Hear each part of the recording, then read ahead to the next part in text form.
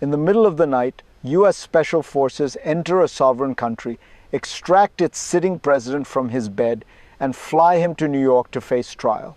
Days later, the American president looks into a camera and says, quite casually, "We're in charge." This is not a movie. This is Venezuela, and this is Donald Trump's America. Supporters say this is not Iraq. They're right. This isn't nation building. It's something colder, leaner, and in some ways more dangerous. Regime decapitation followed by coercion. Power without ownership.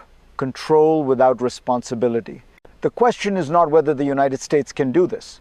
It's whether it understands what happens next.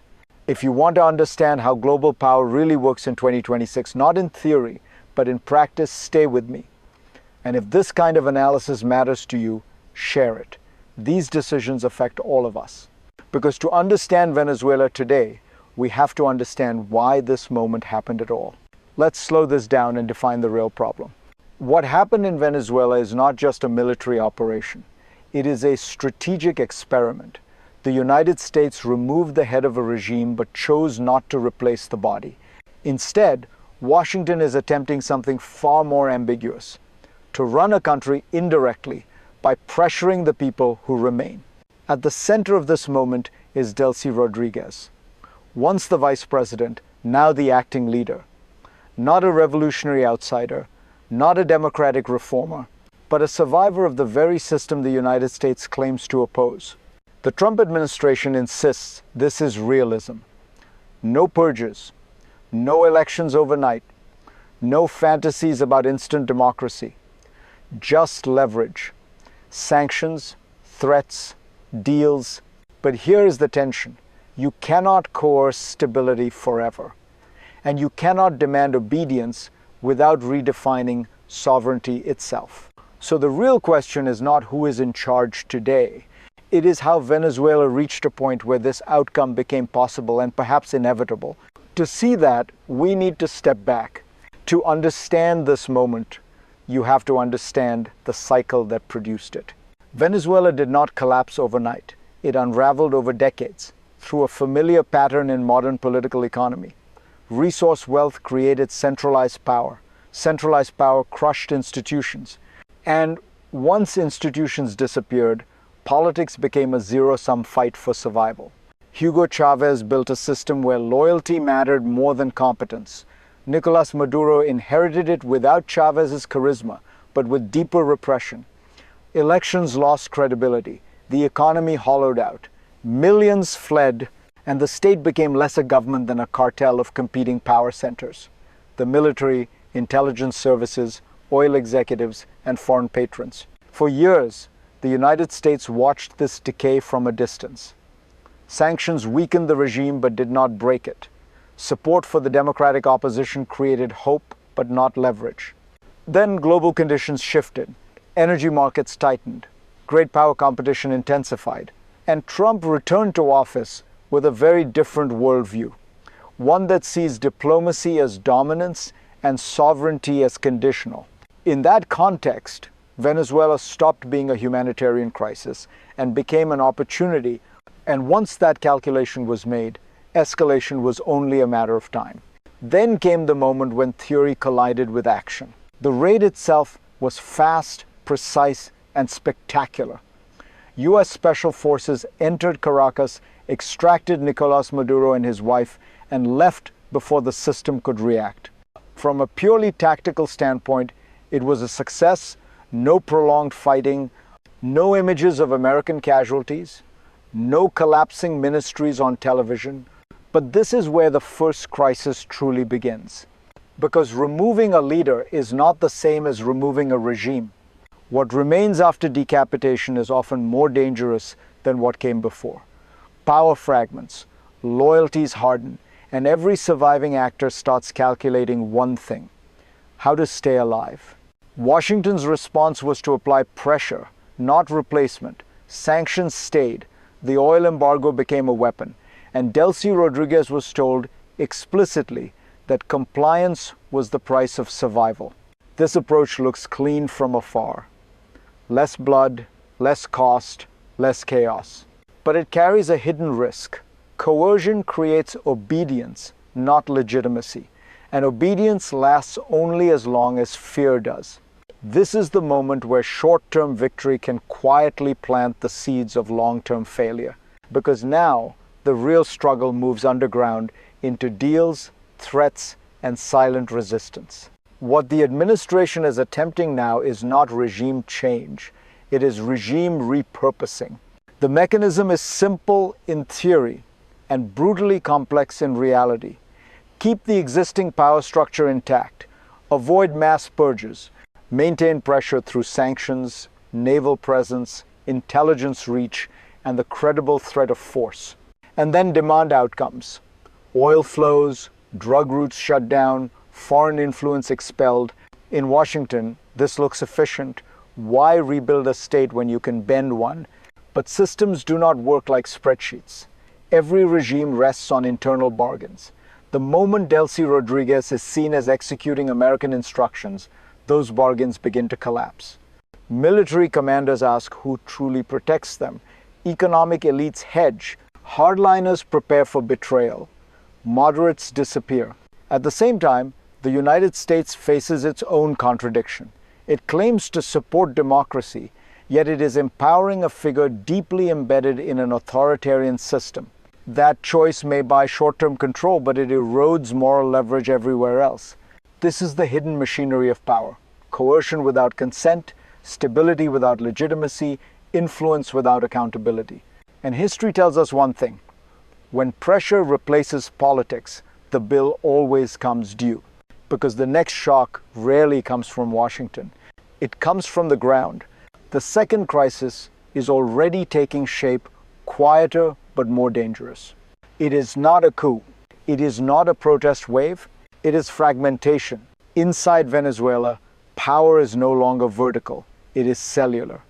Armed actors, intelligence networks, economic brokers, and foreign-linked operators are all recalibrating. Each is asking the same question. What happens if Washington loses interest? Because American pressure is powerful, but it is also external. It cannot monitor every barracks. It cannot control every smuggling route. And it cannot guarantee protection once fear fades. This is where coercive strategies often fail. They assume compliance is stable. But in reality, it is conditional. Today's obedience becomes tomorrow's quiet sabotage. Drug routes shift, oil deals stall, intelligence leaks, violence becomes deniable. For the United States, escalation becomes tempting. More threats, more shows of force. But every step upward increases the cost of stepping back. This is the danger zone of great power intervention. When credibility replaces strategy and force substitutes for politics. And when that happens, the question is no longer how to win. It is how to exit, because now the consequences are no longer abstract. They are personal. This is where you enter the story. Because behind every strategy memo, there are people living with the consequences. If you are Venezuelan, this moment does not feel like liberation. It feels like suspension. No certainty, no voice. Just power shifting above your head. You wake up not knowing who really rules your country. A government that answers outward, not inward. An economy held hostage to sanctions and deals you never voted on. Stability promised, but dignity deferred. And even if you are not Venezuelan, do not look away. Because this model does not stay contained. When great powers decide that democracy is optional and obedience is sufficient, the precedent travels. You are watching a world where elections matter less than leverage, where legitimacy is replaced by utility, where people become variables in someone else's strategy. If this unsettles you, it should. And if you believe foreign policy should be judged not just by strength, but by its human cost, now is the moment to pay attention. Share this, talk about it, question it. Because what is happening in Venezuela today is a signal, and signals are meant to be read. Next, we need to look beyond borders and see how this gamble reshapes the world. What happens in Venezuela does not stop in Venezuela. This is a signal to the world, especially to regions where American power still shapes outcomes more than institutions do. Latin America hears it first. A message that Washington is back, but with a sharper edge. Less patience, less process, more demands. Allies recalibrate, adversaries take notes. Russia and China see a test case. How far the United States is willing to go to reclaim influence in its traditional sphere. Iran sees a warning about proxy footprints.